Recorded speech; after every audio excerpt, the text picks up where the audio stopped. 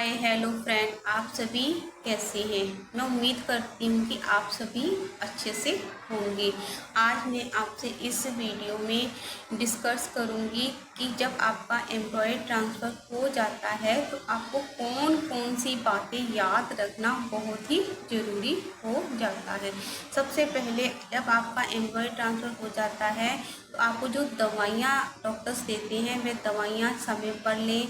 जैसे जो दवाइयाँ हैं प्रोजेस्टेरोन की, फॉलिक एसिड, एस्ट्रोजन्स दवाइयाँ, ये जितनी भी दवाइयाँ होती हैं एम्प्लॉय ट्रांसफ़र वाली, आप उन्हें आगे पीछे नहीं लेना चाहिए। वो दवाइयाँ जो है टाइम टू टाइम लेनी चाहिए। आप अपनी डायरी पर लिखें और नोट्स बनाएं और उन दवाइयों को टाइम से लें, क्योंकि ये दवाइयाँ ही होती हैं जो आपकी आईवीएफ को सफल बनाने में काफ़ी हेल्प करती हैं। और दूसरे नंबर पर आपको ये बात याद रखनी है कि बहुत से पेशेंट ये बहुत गलतियां करते हैं कि एम्प्लॉय ट्रांसफ़र वाली जो दवाइयाँ होती हैं 15 दिन की ही दवाइयाँ लेके जाते हैं, एक्स्ट्रा दवाइयाँ नहीं लेके जाते। आपको ये गलती बिल्कुल भी नहीं करनी है। आपको जो है बीटा HCG की जब रिपोर्ट आ जाती है तो उससे आपको 3-4 दिन की एक्स्ट्रा दवाइयाँ रख लेनी चाहिए, मतलब एक्स्ट्रा दवाइयाँ लेनी चाहिए, क्योंकि ये आईवीएफ की जो दवाइयाँ होती हैं ये आईवीएफ सेंटर में ही मिल सकती हैं, आपको और जगह नहीं मिलेगी। बहुत से पेशेंट होते हैं दवाइयाँ 15 दिन की ही लेके जाते हैं, ऐसा आपको बिल्कुल भी नहीं करना है।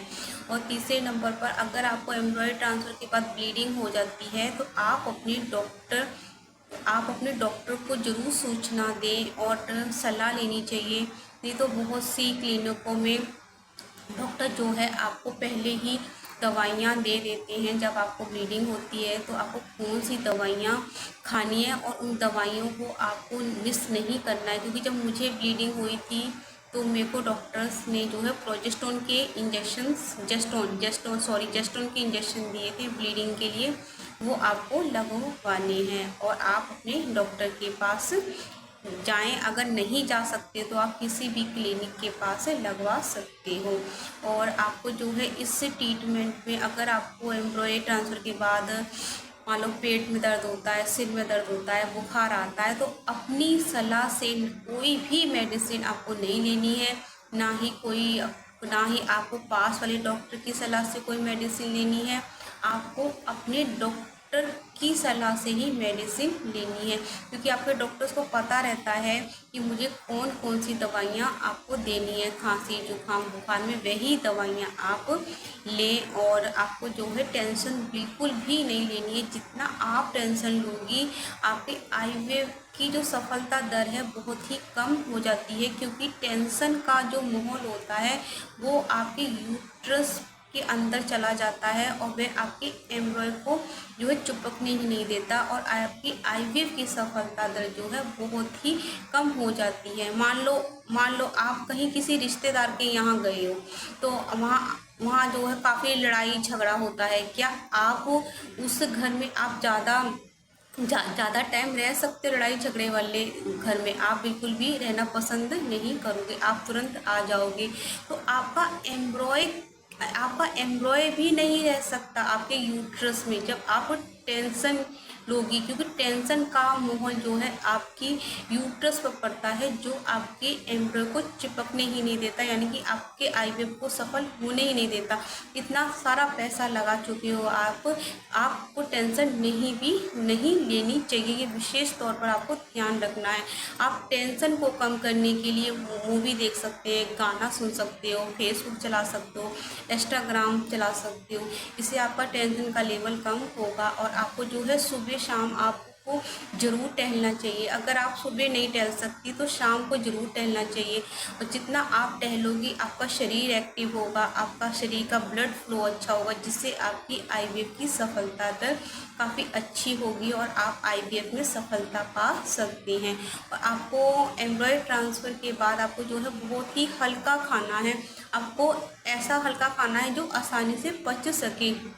और क्योंकि आपके एम्ब्रॉय ट्रांसफ़र के बाद जो आपको दवाइयाँ जो देते हैं डॉक्टर, प्रोजेस्टेरोन की जो दवाइयाँ देते हैं, प्रोजेस्टेरोन जो होता है आपकी पाचन क्रिया को धीमा कर देता है, मतलब कि बहुत ही कम कर देता है, जिससे आप जो है डीप फ्राई तले भुने खाना नहीं खा पाते, नहीं सेवन करना है, क्योंकि इनको पचाने में दिक्कत आती है। और हो सके तो आप अपने खाने में फाइबर की मात्रा अधिक से अधिक करनी चाहिए। आपको ऐसा खाना है जिससे आपको फाइबर अधिक मात्रा में मिल सके। फाइबर जो है आपको हरी पत्तेदार सब्जियों में मिलता है, और आपको जो है छिलका युक्त सब्जियों में भी आपको फाइबर मिलता है। और छिलके युक्त दालों का प्रयोग करें। छिलका युक्त दालों में आपको सबसे ज़्यादा फाइबर पाया जाता है। और चोकर युक्त आटे का प्रयोग करना है, क्योंकि ये चोकर में जो है फाइबर मिलता है। जितना आप चोकर युक्त आटे का प्रयोग करोगे उतनी ही आप जो है आपकी गैस की प्रॉब्लम जो है सही हो जाएगी। आपको जो है पेट फूला फूला नहीं होगा, क्योंकि फाइबर जो होता है हमारी गैस की प्रॉब्लम को काफ़ी हद तक कम कर देता है। और आपको याद रखना है कि आपको बार बार अपना प्रेगनेंसी टेस्ट नहीं करना है, क्योंकि बहुत से पेशेंट को सवर ही नहीं होता है। हर 5वें दिन पे 6ठे दिन पे प्रेगनेंसी टेस्ट कर लेते हैं। जब आपको डॉक्टर कहे तभी आपको प्रेगनेंसी टेस्ट करना है। आपको इन्फेक्शन से विशेष तौर पर दूर रहना है। आपको भीड़ वाली जगह पर नहीं जाना है, बिल्कुल भी नहीं जाना, क्योंकि आपको क्या पता कि किसको क्या बीमारी है। तो इसलिए आप भीड़ वाली जगह पर ना जाएं। इसी से आपको जो है इन्फेक्शन से आप बच सकोगे। अगर आपके परिवार को किसी को भी इन्फेक्शन है, सर्दी खांसी जुकाम है, तो आप उनसे दूरी बना के रखें। और आपको विशेष तौर पर आपको नॉलेज होनी चाहिए कि आईवीएफ की जो सफलता दर है 100% नहीं है। इसका कोई भी गारंटी नहीं है आप कौन सी साइकिल में सक्सेस हो, पहली में, दूसरी में, तीसरी में। क्योंकि मुझे भी जो सफलता मिली है तीसरी साइकिल में ही मिली है। मैं आपसे कहती हूँ कि आपको इसमें बहुत ही धैर्य की ज़रूरत है। आपको हिम्मत रखने की बहुत ही ज़रूरत है। आप अपना धैर्य हिम्मत जो है कभी भी कम नहीं करनी चाहिए, और आगे आगे बढ़ना चाहिए। आपको आईवीएफ में जो है सफलता ज़रूर मिलेगी। और आपने मेरी वीडियो में जाना कि एम्ब्रॉयडरी ट्रांसफ़र के बाद हमें कौन कौन सी बातें याद रखनी है। ये बातें आप ज़रूर याद रखो, तभी आपकी आईवीएफ में सफल होने के ज़्यादा चांसेस रहेंगे। अगर आपको आईवीएफ से संबंधित कोई भी क्वेश्चन है, कुछ भी क्वेश्चन आपके माइंड में आता है, तो आप कमेंट सेक्शन में ज़रूर लिखिए। मैं आपके आंसर देने की शीघ्र कोशिश करूँगी। अब मैं आपसे नेक्स्ट वीडियो में मिलती हूँ।